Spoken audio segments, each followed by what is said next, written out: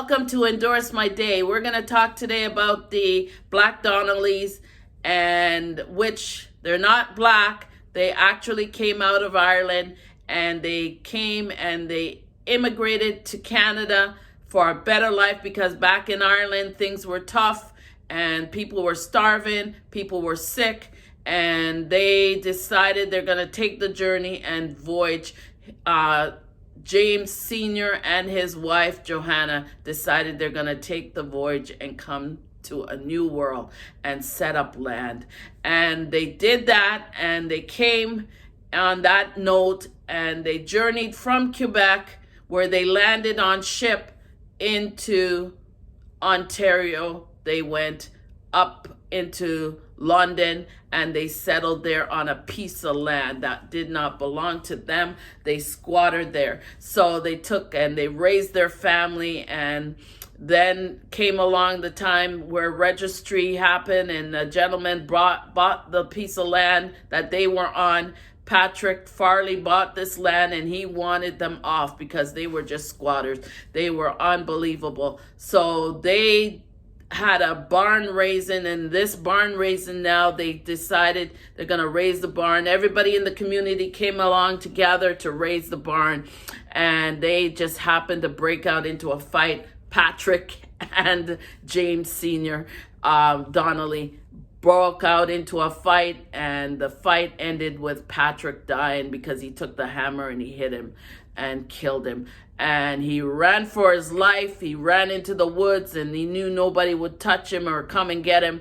And he ran into the woods, and that was where we start to see things happen. She had, at that time, she had 6 boys and 1 on the way, and she had no way of taking care of them. And she instilled in her boys how to fight, how to do the things they needed to get by. And so here you see it with Johanna and the Donnellys, and they just wreaked havoc in this town, and in this town of Bitduff.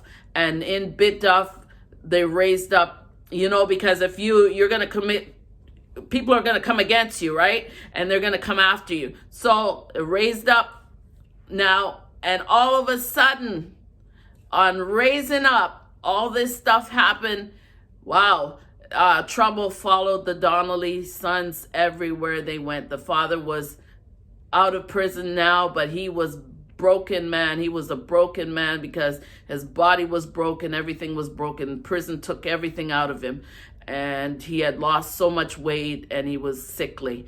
And so they had to go through life. She had to depend on her boys to provide for them. And the vigilante, now the group, it didn't, even though this happened to James Sr., it didn't stop his spunk. He still had his spunk. He still had that hardness of his heart. And as he went through, no one's going to do nothing to my family. And a vigilante group came on board, and they decided now, we're going to get rid of those Donnellys no matter what, and the cost of getting rid of them. So they went to the farmhouse the night, knocked at the door, and knocking at the door now, James Sr. comes down, and he answers the door. They shoot him. Johanna had followed him. They shot her in the back as she ran up the stairs. Her son was shot downstairs, and there also Brittany, which is her niece, was shot to death. And then they started the fire in the house. And they started the fire because they did not want to leave any witness. And then they decided, now we still have some more Donnellys to get rid of. And they went down, and they went to one of the sons' house, and they shot him. And his wife was alive, but they killed him. So they had to bury all the Donnellys. And out of it, no one came to serve any time. they said nope. They went to court twice. No one, up till today, they have not ever charged anyone. This was 1857, and they never charged anyone with the killing of the Donnellys. And this is the term that went through. And as we go through this and as we go through life, you can see where anger and bitterness gets you and where it takes you. Remember the story of the account of how Samson was in the vineyards of Timnah when suddenly a young lion came roaring against him. Judges 14:5. Now that wouldn't. What would you do if you were suddenly ambushed by a lion? Later, the Bible said that Samson passed the carcass and saw swarms of bees and some honey in it. And so he scooped the honey out of the carcass and ate it. How does that fit into our lives today? How does the telling of the story of the Donnellys fit into our lives today, which was back in 1840? Out of every negative thought or problem, God will make something sweet for you. God will turn bitterness and the bitterness in your life that's rooted in your life to something sweet. All you have to do, and you would say to me, well, how do I do that? How do I forgive? How do I, even if I forgive, I will never forget. But you cannot forgive and also not forget. Because if you hold that in your heart, another situation will come along and you will begin to remember it. And up comes the root of bitterness and the hardship and the pain that someone else afflicted on you. Just like you saw with the Donnellys. They afflicted their pain on the community, and the community had no peace. And God is your peace. He is the peace. He says the peace of God that passeth all understanding will keep your heart and mind stayed on him. That is what you need to grasp at today. Things are not going to change overnight.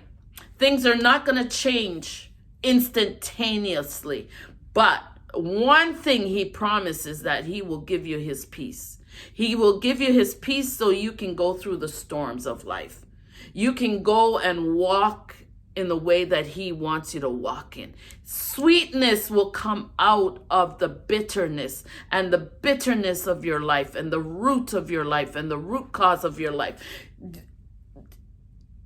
You may not be at that place right now where you want to be, but God says, I am there with you. He says, you're not alone. You're not alone. I'm walking with you. I am with you throughout everything. And I am a living witness knowing that God is with me. No matter where I go, no matter what I've done in my life, I have known that he said he will forgive me. He will forgive me of all my transgression. You know, up till this day, in that home in London, they still see them Donnellys walking around in the house. Because why? There was no forgiveness. Why? They didn't have time to say, Lord, forgive me. I don't want you to go another moment without knowing that you have the assurance that God will forgive you. No matter where you are, what you're doing, God will forgive you. Forgive yourself. Forgive yourself, you know, and when you start to forgive yourself, healing takes place. And healing takes place in the heart and in the mind of the believers.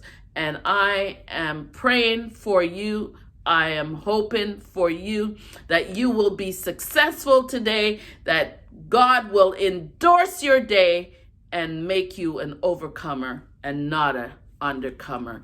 In Jesus' mighty name, amen.